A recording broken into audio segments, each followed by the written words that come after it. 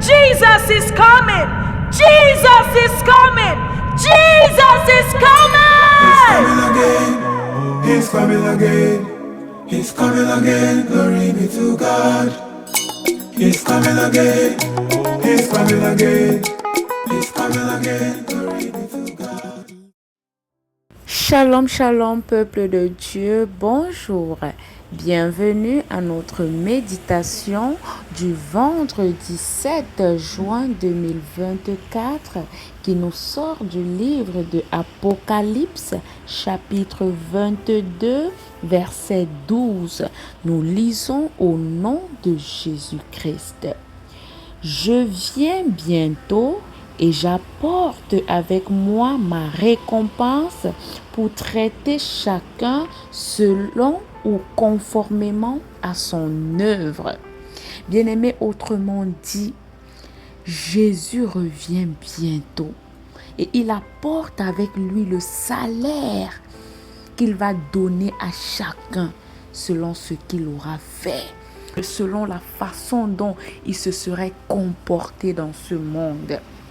Bien-aimé, ce que tu sèmes, c'est ce que tu vas moissonner.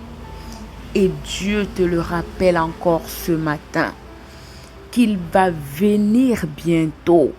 La façon dont tu te seras comporté dans ce monde, la façon dont tu auras marché dans ce monde, c'est aussi le salaire de ça que tu vas recevoir. C'est ce salaire que tu vas obtenir, bien-aimé. Alors ce matin, le Seigneur attire encore notre attention, bien-aimé, à nous conformer à sa parole, à nous conformer à sa volonté, à respecter sa discipline. Bien-aimé, tu ne peux pas être dans une maison et tu ne respectes pas la discipline de cette maison. Tu es un rebelle et tu mérites même d'être jeté dehors.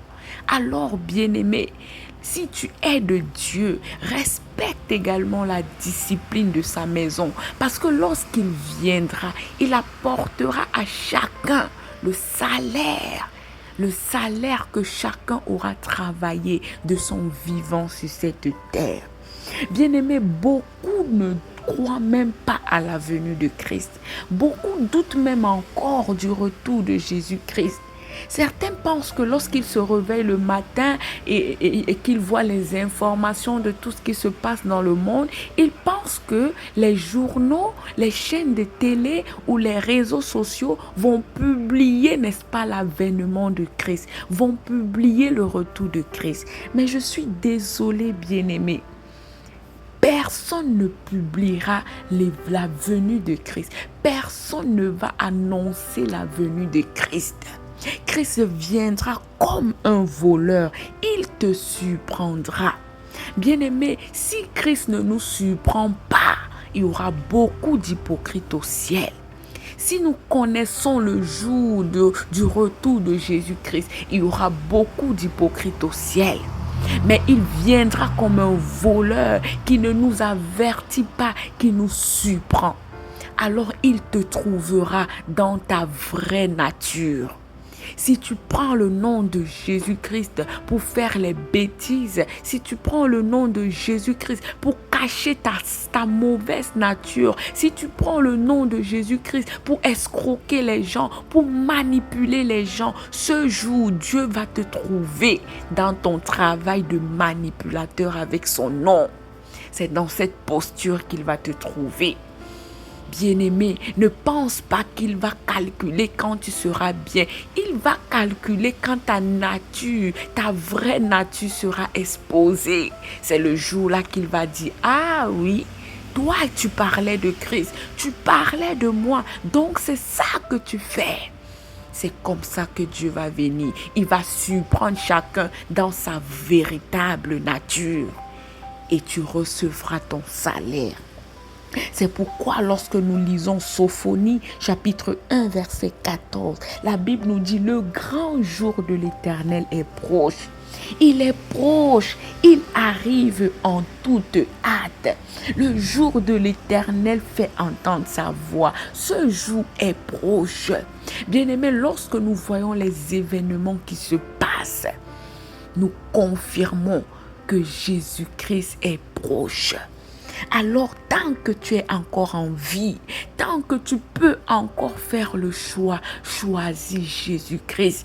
Donne ta vie à Jésus-Christ. Laisse ta mauvaise vie. Viens à Christ. Sois transformé par lui. Bien-aimé, depuis que tu fais la mauvaise vie, tu passes toute ta vie à te plaindre. Ça veut dire que la mauvaise vie la mauvaise vie ne paye pas. Change un peu, bien-aimé. Quand tu fais beaucoup quelque chose et tu vois qu'il n'y a aucun changement, essaye autre chose. Essaye Jésus-Christ pour voir si ta vie va s'améliorer, pour voir si ta condition va changer. Essaye autre chose, bien-aimé. Alléluia. Bien-aimé. Bien-aimé, mettons en pratique la parole de Dieu.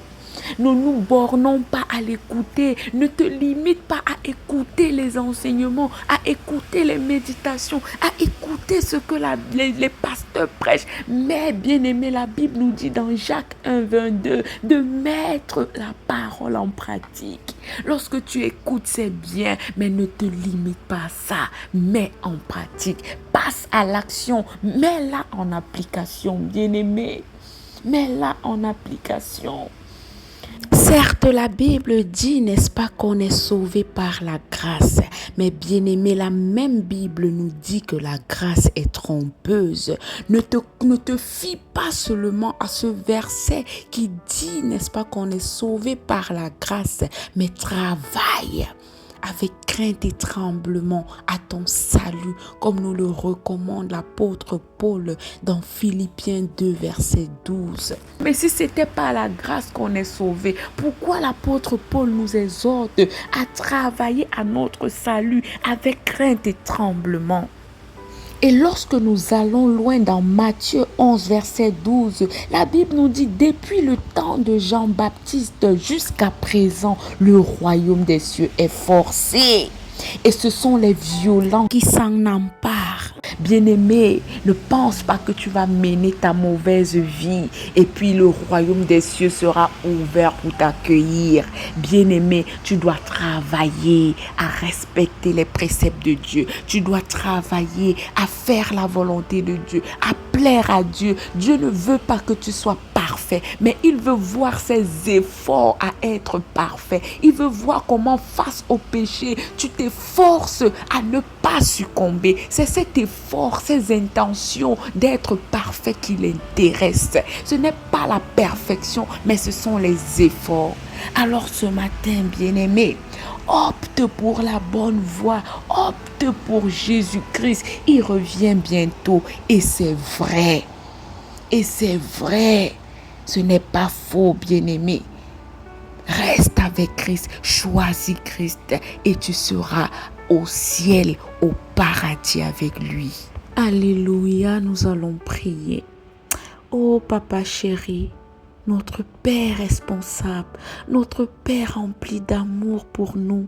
Nous voulons encore te bénir ce matin. Nous voulons te donner toute la gloire, la magnificence, tout l'honneur et toute la puissance.